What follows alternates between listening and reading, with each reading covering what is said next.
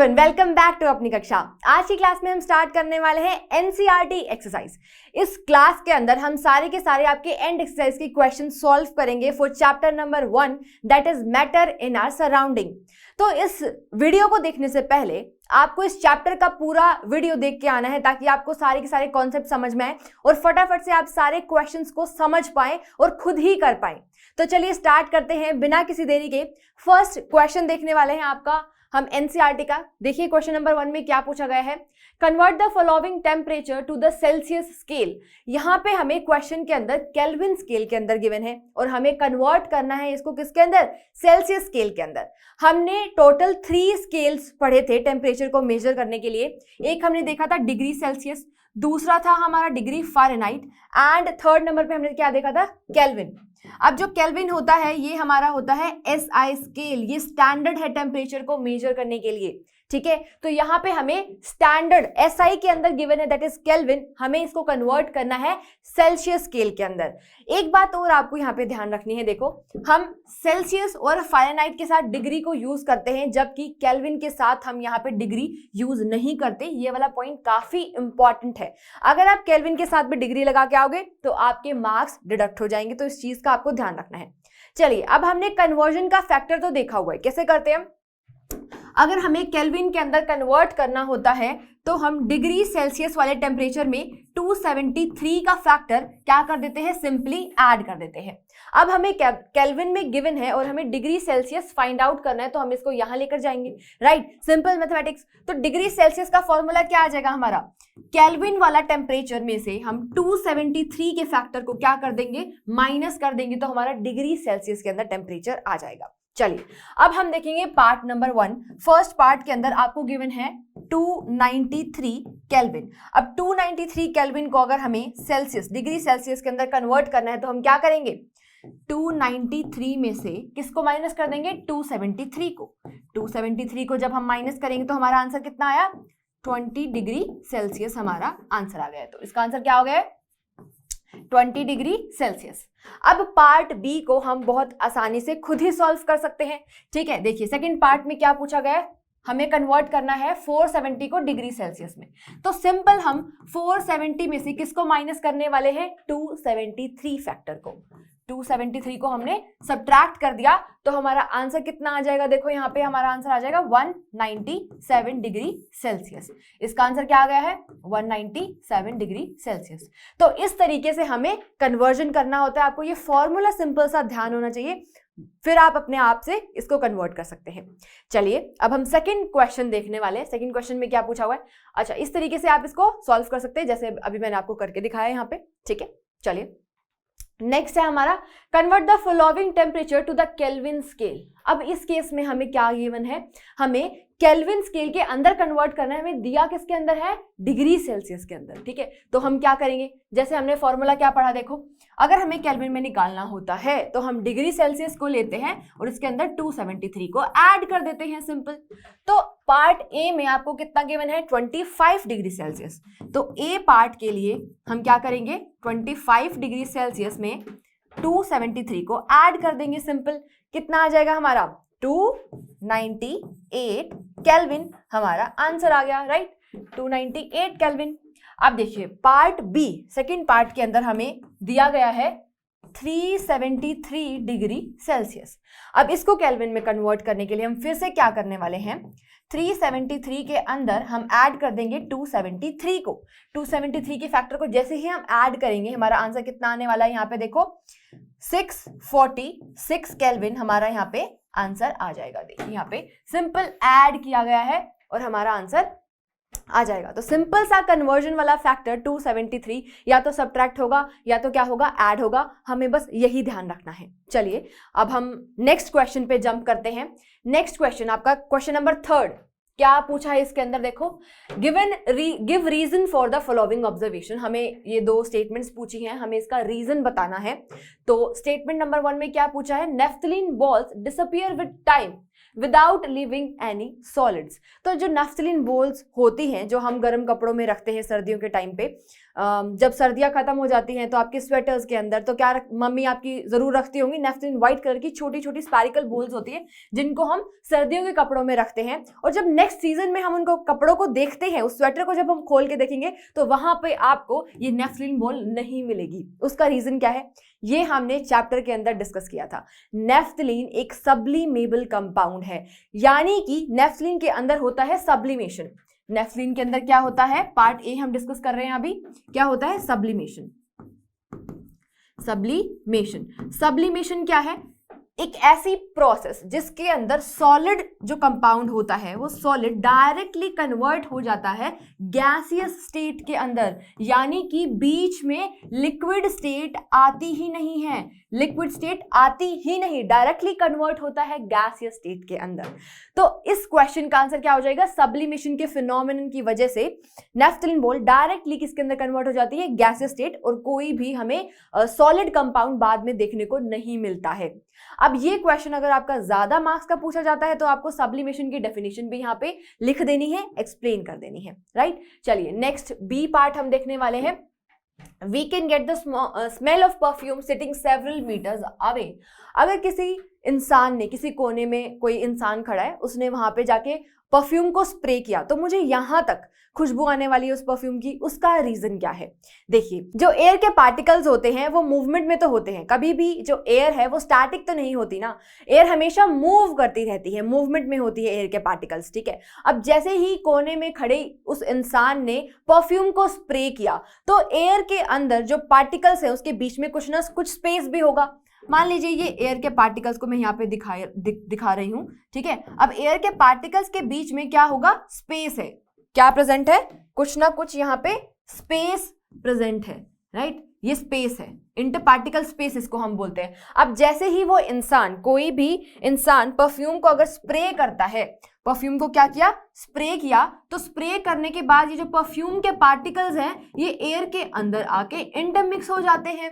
इस particular phenomenon को हम क्या कहते हैं, डिफ्यूजन भी कहते हैं, जो हमने बहुत अच्छे से पढ़ा है और इस चैप्टर का काफी इंपॉर्टेंट टॉपिक भी है वो, ठीक है। और दूसरी बात ये कि जो परफ्यूम है ना उसके अंदर जो सॉल्वेंट हम यूज करते हैं वो काफी ज्यादा वोलेटाइल कंपाउंड होता है, ठीक है, जिसकी वजह से जो वोलेटाइल का क्या मतलब होता है, वोलेटाइल का मतलब होता है बहुत जल्दी से जब वो इवेपोरेट कर जाता है, ठीक है, अपने आसपास से एनर्जी को एब्जॉर्ब करेगा और फटाफट से इवेपोरेट हो जाएगा, जिसकी वजह से जो पार्टिकल्स हैं परफ्यूम के वो एयर के साथ इंटरमिक्स करते हैं और एयर क्योंकि मूवमेंट में होती है तो वो ट्रैवल करके मुझ तक आएंगे और मुझे पता चल जाएगा कि उस इंसान ने परफ्यूम लगाया है, राइट। चलिए अब इसकी थ्योरी भी देख लेते हैं कि हमें एग्जाम के अंदर किस तरीके से लिख के आना है। पार्ट नंबर ए को देखेंगे, देखो, naphthalene balls disappear with time without leaving any solid because naphthalene balls sublime, यानी कि यहाँ पे क्या होता है, सब्लिमेशन होता है, directly changes to vapour state, vapour state के अंदर डायरेक्टली ये चेंज हो जाती हैं। नेक्स्ट पार्ट जिसका परफ्यूम वाला जो पार्ट है उसका थ्योरी वाला पार्ट देखते हैं। We can get the smell of perfume sitting several metres away because perfume contain volatile solvent.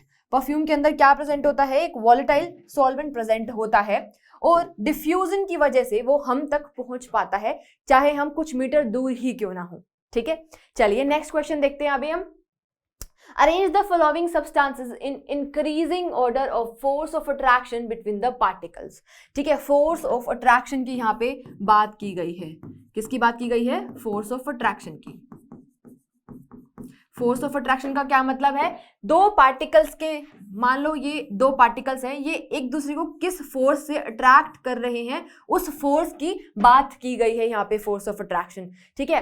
अब फोर्स ऑफ अट्रैक्शन को अगर हम कंसिडर करते हैं तो सॉलिड्स के अंदर सबसे ज्यादा फोर्स ऑफ अट्रैक्शन होता है, जिसकी वजह से पार्टिकल्स एक दूसरे के ऊपर फोर्स लगाते हैं और पार्टिकल्स एक दूसरे से चिपक के रहते हैं, इन कॉन्टेक्ट रहते हैं, पार्टिकल्स बहुत पास पास होते हैं सॉलिड्स के अंदर। इसी वजह से इंटर पार्टिकल स्पेस क्या होता है, नेग्लिजिबल होता है। देखिए अगर हम बात करते हैं सॉलिड्स की, सॉलिड की बात करते हैं तो पार्टिकल बिल्कुल पास पास होते हैं, इसका मतलब क्या हुआ, इनके बीच में फोर्स ऑफ अट्रैक्शन बहुत ज्यादा है, तभी तो ये एक दूसरे के साथ कांटेक्ट में है, इनके बीच में स्पेस बहुत कम होता है, ठीक है। उसके बाद बारी आती है लिक्विड स्टेट की। लिक्विड के जो पार्टिकल्स होते हैं उनके बीच में थोड़ा सा स्पेस प्रेजेंट होता है, यानी कि इनके बीच में इंटर पार्टिकल स्पेस प्रेजेंट है, बट जो फोर्स ऑफ अट्रैक्शन है वो कंपैरेटिवली सॉलिड्स के कंपैरिजन में क्या है, थोड़ा सा कम है। और सबसे लास्ट में आता है गैसेस।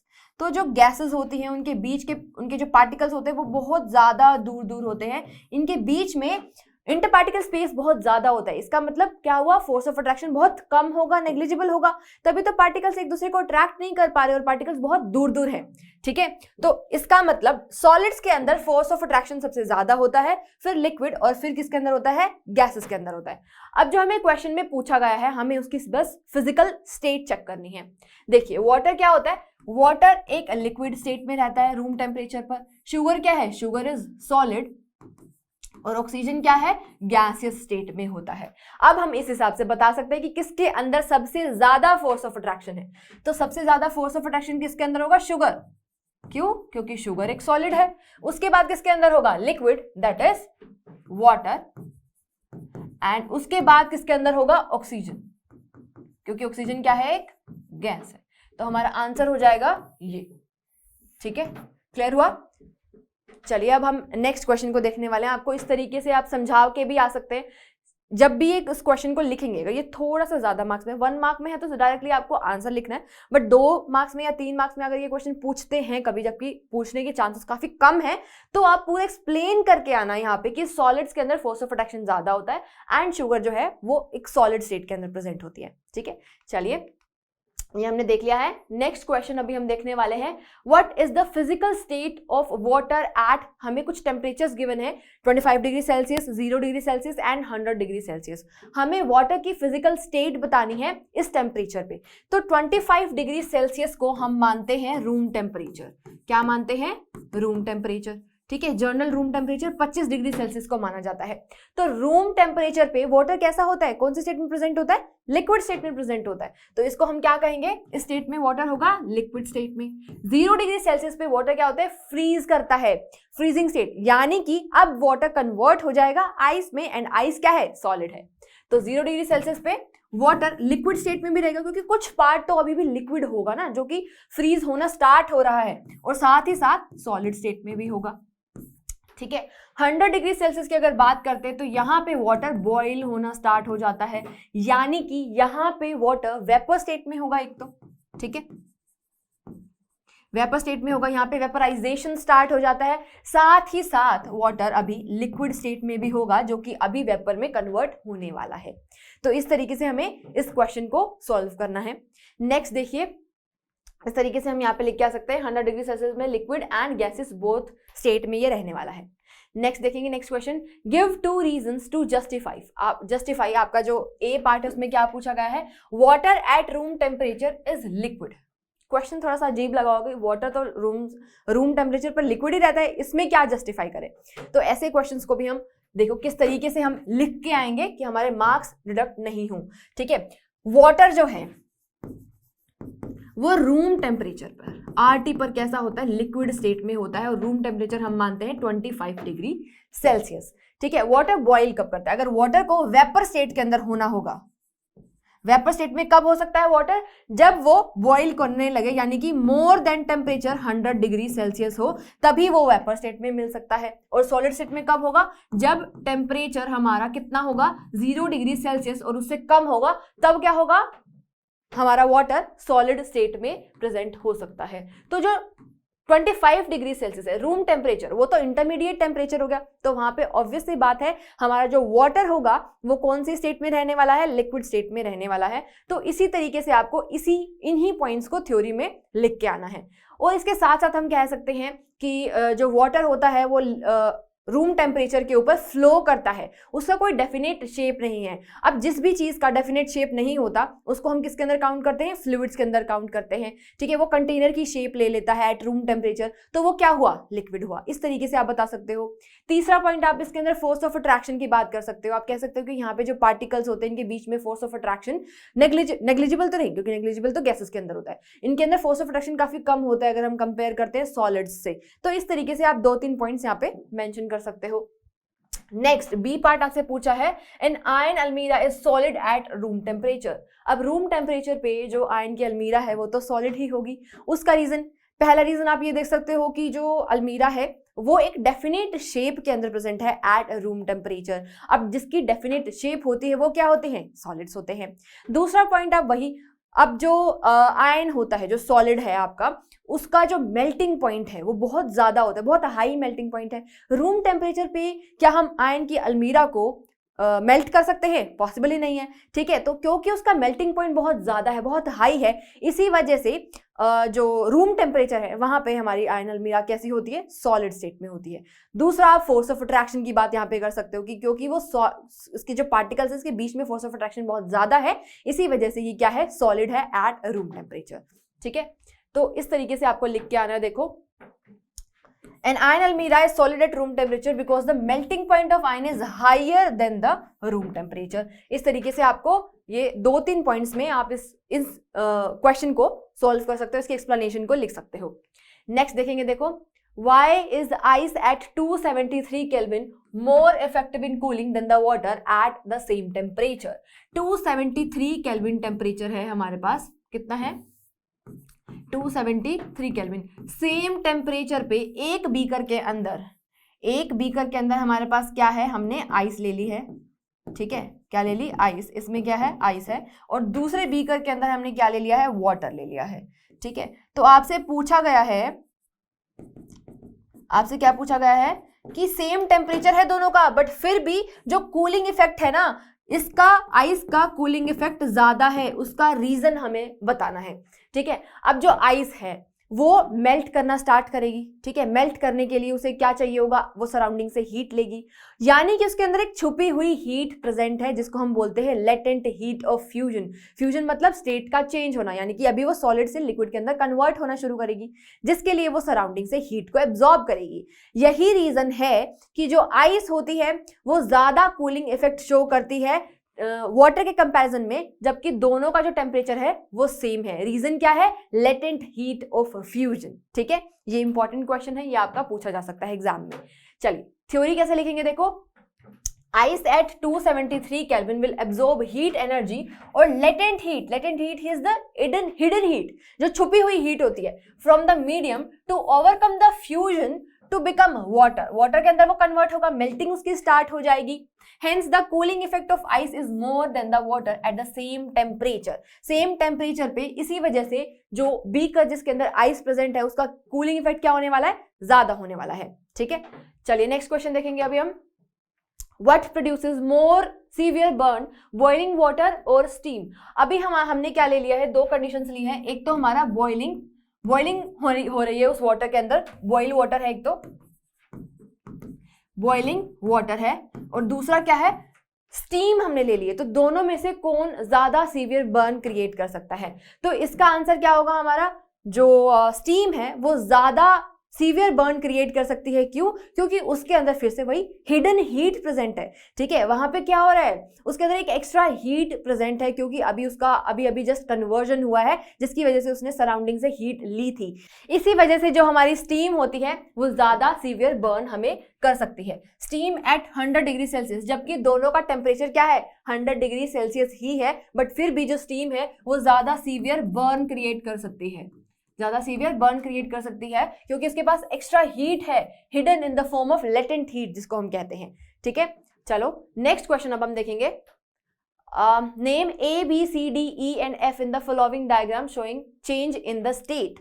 यहाँ पे ये डायग्राम शायद अच्छे से आपको नहीं दिख रहा होगा, तो मैं यहाँ पे एक बार लिख देती हूँ। यहाँ पे लिखा है सॉलिड, यहाँ पे लिखा है गैसेस, यहाँ लिखा है A, ये है B, ये C है, ये D है, ये E है और ये F है, ठीक है। ये आपको एरोस दिखाए गए हैं। जब सॉलिड लिक्विड के अंदर कन्वर्ट हो जाता है तो उस प्रोसेस को इन्होंने बोला है A, और हमसे पूछा है कि A को बोलेंगे क्या, ठीक है, ओके। जब लिक्विड, यहाँ पे लिक्विड लिखा है, जब लिक्विड कन्वर्ट होता है गैसियस स्टेट के अंदर तो उसको हम बोलते हैं B। अब B का नाम हमसे पूछा है। फिर से जब गैसियस स्टेट C के अंदर कन्वर्ट होती है, पहले चलो इतना ही कर लेते हैं फिर आगे देखेंगे। सॉलिड जब लिक्विड के अंदर कन्वर्ट होता है तो उस प्रोसेस को क्या हम कहते हैं, लिक्विफिकेशन कहते हैं, फ्यूजन कहते हैं, मेल्टिंग कहते हैं। तो क्या लिखेंगे, मेल्टिंग, या फिर क्या कहते हैं, फ्यूजन, कुछ भी कह सकते हैं, ठीक है। अब देखिए पार्ट बी, क्या पूछा है, जब लिक्विड गैसेस के अंदर कन्वर्ट हो जाता है तो उसको हम क्या कहते हैं, लिक्विड। इसको हम इस तरीके से इमेजिन कर सकते हैं, लिक्विड में हमने क्या सोचा, हमने सोचा वाटर, वाटर को जब हमने बॉईल किया, हीट किया, तो वो वेपर स्टेट के अंदर कन्वर्ट हुआ, तो उसको हम क्या बोलेंगे, वेपराइजेशन। वेपर्स बन रहे हैं ना, तो ये प्रोसेस क्या हो जाएगी, वेपराइजेशन। ठीक है, चलिए नेक्स्ट है हमारा, जब गैसियस स्टेट फिर से कन्वर्ट होने लगती है लिक्विड के अंदर, गैसेस की जो पार्टिकल्स हैं, वेपर्स हैं, वो फिर से लिक्विड के अंदर कब कन्वर्ट होते हैं, कंडेंसेशन प्रोसेस के थ्रू। ठीक है, सी क्या होगा, कंडेंसेशन। कंडेंसेशन। नेक्स्ट है देखो, लिक्विड फिर से जब सॉलिड के अंदर कन्वर्ट होता है, लिक्विड सॉलिड के अंदर कन्वर्ट कब होता है, देखो वाटर, यहां पे हम ले सकते हैं वाटर का एग्जांपल, किसके अंदर कन्वर्ट हो रहा है, आइस के अंदर, तो हम उसको क्या करते हैं, फ्रीज करते हैं, यानी कि यहां पे क्या हो रहा है, सॉलिडिफिकेशन। सॉलिडिफिकेशन का प्रोसेस हम इसको कह सकते हैं। ओके, अब हमको देखना है आगे की प्रोसेसेस। देखो यहाँ पे क्या हो रहा है, जब गैस डायरेक्टली कन्वर्ट होती है सॉलिड के अंदर, तो इस प्रोसेस को बोला है एफ, और हमसे पूछा है कि एफ क्या है, एफ क्या है। कौन सा प्रोसेस होता है जिसके अंदर गैस डायरेक्टली कन्वर्ट होती है सॉलिड के अंदर, उसको हम कहते हैं डिपोजिशन। क्या कहते हैं, डिपोजिशन। ओके, नेक्स्ट हमसे पूछा है, जब सॉलिड डायरेक्टली कन्वर्ट होता है गैसियस स्टेट के अंदर, सॉलिड किसके अंदर कन्वर्ट हो रहा है, गैस के अंदर, तो उसको क्या बोलते हैं, सब्लिमेशन का प्रोसेस, यानी कि ई क्या हो जाएगा, सब्लिमेशन। क्लियर, तो हमने A B C D E F सारी की सारी प्रोसेसेस यहाँ पे देख ली हैं। ये जो आपसे पूछा गया है, इससे रिलेटेड डायग्राम आपकी एनसीईआरटी की बुक के अंदर गिवन है, तो वो डायग्राम को आप अच्छे से कर लेना, और हमने लेक्चर में भी किया था, तो आप वो वीडियो भी जाके देख सकते हो, आपके सारे कॉन्सेप्ट्स क्लियर हो जाएंगे। ठीक है, तो इस तरीके से अगर आपको आता है तो आप सारा ढंग से इसको लिख के आएंगे। And thank you for watching this video. I hope आपको सारे के सारे चैप्टर के सारे क्वेश्चंस समझ में आए होंगे।